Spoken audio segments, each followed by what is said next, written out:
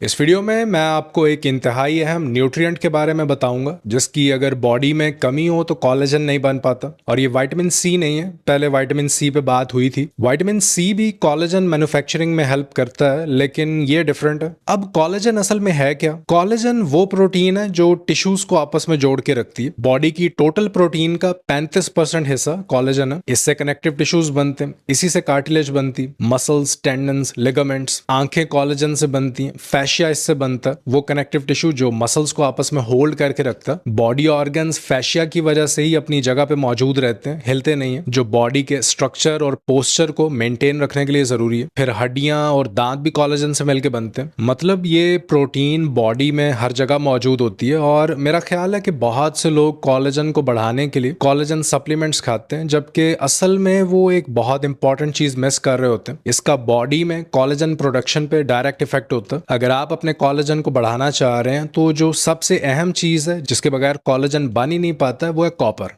Copper collagen loss को रोकता है। कॉपर से इलास्टिन बनती है, ये वो प्रोटीन है जो कोलेजन के साथ मिलकर काम करती है और टिश्यू ब्रेकेज को रोकती है। जब कोई मैकेनिकल स्ट्रेस आती है टिश्यूज पर तो ये इन्हें सपोर्ट फराहम करती है। और कॉपर एक ट्रेस मिनरल है, मतलब इसकी बहुत कम मिकदार में जरूरत होती है। ये बेसिकली उन एंजाइम्स के एक्शन को कंट्रोल कर रहा होता है जिनसे कोलेजन समेत और भी कुछ दूसरी प्रोटीन्स बनती है। और अगर बॉडी में कॉपर की कमी हो तो बहुत से मसाइल पैदा हो सकते हैं। पहले नंबर पे है loose skin, sagging, cellulite, joint pain, osteoarthritis. हड्डियां कमजोर होने लगती हैं जिसकी वजह से फ्रैक्चर्स और ओस्टियोपोरोसिस का खतरा बढ़ जाता है। वेरिकोज वेन्स, वैस्कुलर प्रॉब्लम्स जिसमें खून की नालियों में लचक कम हो जाती है। इलास्टिसिटी खो देती है क्योंकि कोलेजन कम बन रहा होता है। मसल्स वीक होने लगते हैं। ओवरऑल मसल स्ट्रेंथ और फंक्शन मुतासर होते हैं। वीकनेस, फटीग, फिजिकल एंड्योरेंस कम हो जाती है। फिर कॉपर के और बहुत से फायदे हैं। ये सनलाइट टॉलरेंस को बढ़ाता है। वो इस तरह के ये एक एंजाइम लाइसिल ऑक्सीडेज को बनाता है और ये एंजाइम स्किन में मौजूद होता है। स्किन को यूवी रेडिएशन से बचाता है। कॉपर से ही मेलानिन बनता है और मेलानिन इन यूवी रेडिएशंस को अपने अंदर एब्जॉर्ब कर लेता है, जिससे कि आप ज्यादा देर तक बगैर स्किन को नुकसान पहुंचाए धूप में रह सकते हैं। हर्निया में भी ये हेल्प करता है। इस रिसर्च का लिंक भी मैं इस वीडियो के नीचे डाल दूंगा। ये स्टडी उन लोगों पे की गई थी जिन्हें हर्निया था, हर तरह का हर्नियम, इंग्वाइनल, हाइटल। इसमें इन सब लोगों में कॉपर डेफिशिएंसी भी देखी गई और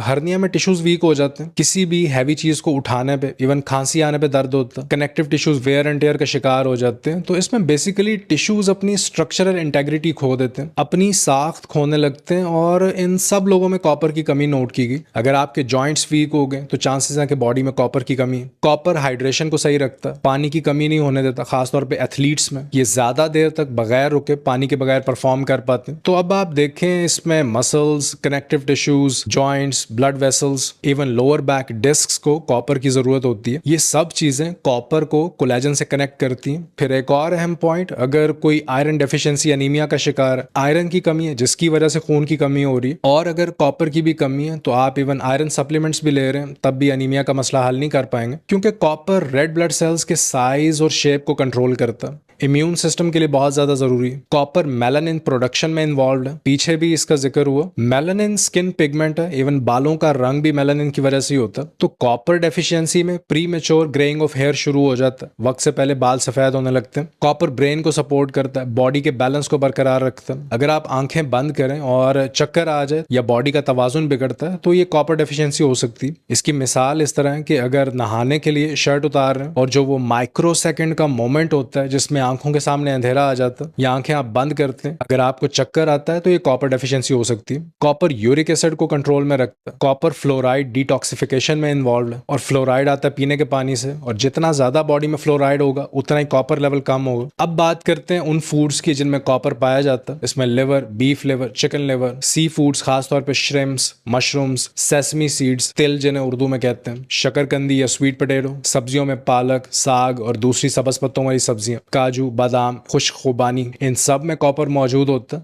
अब कॉपर की कमी होती क्यों है, क्या वजूहात हैं? इनमें सबसे बड़ी वजह है कि अब मिट्टी में कॉपर लेवल्स कम हो गए। इसी मिट्टी पे जो पौधे उगते हैं यही पौधे फिर जानवर खाते हैं और इन्हीं जानवरों का गोश्त फिर इंसान खाते हैं। तो फूड में कॉपर नहीं है और ये कमी फिर इंसानी जिस्म में आ जाती है। फिर अगर किसी ने गैस्ट्रिक बाईपास सर्जरी करवाई तो इस सर्जरी के बाद भी कॉपर डेफिशिएंसी देखी गई। अगर कोई विटामिन सी बहुत ज्यादा खा रहा है, खासतौर पर एस्कॉर्बिक एसिड जो विटामिन सी कॉम्प्लेक्स का हिस्सा, तो इससे भी कॉपर की कमी हो सकती है। एक और कॉमन वजह है जिंक सप्लीमेंट्स का ज्यादा इस्तेमाल। इसलिए मैं हमेशा हमेशा रेकमेंड करता हूँ कि इन्हें कॉम्प्लेक्स फॉर्म में लें। जिंक, कॉपर और दूसरे ट्रेस मिनरल्स का कॉम्प्लेक्स फॉर्मूला लें, क्योंकि इन सब की रेशोज का बैलेंस रहना जरूरी है। एक ज्यादा हो गया तो ये दूसरे की कमी कर देता। आजकल वैसे भी जिंक सप्लीमेंट्स ट्रेंड में है, तो ज्यादा जिंक लेना कॉपर डेफिशिएंसी की एक वजह, चीनी का ज्यादा इस्तेमाल कॉपर की कमी की वजह बनता। और ये बात शायद आपको हैरान करेगी कि फाइबर का ज्यादा इस्तेमाल भी कॉपर की कमी की वजह बन सकता। खासतौर पे वेजिटेरियंस में फाइबर इंटेक ज्यादा होता है, एनिमल प्रोटीन बिल्कुल नहीं होती फूड में। फाइबर को आप बैलेंस डाइट का हिस्सा रखें, इसे एक्स्ट्रा लेने की जरूरत नहीं है। तो ये है मेरी रिकमेंडेशंस।